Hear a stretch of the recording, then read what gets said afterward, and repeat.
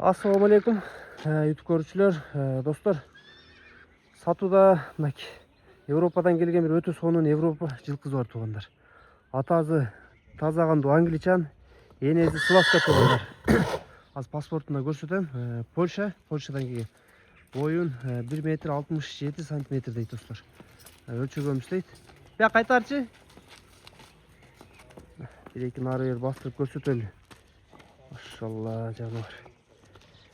Каны өтө жакшы туугандар, эми жылкы кармагандар түшүнсөңөр керек. Токтот чуксан.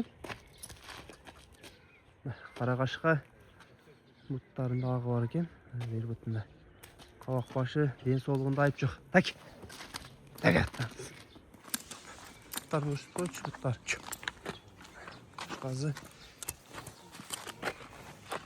Көкүрөк. Буттар.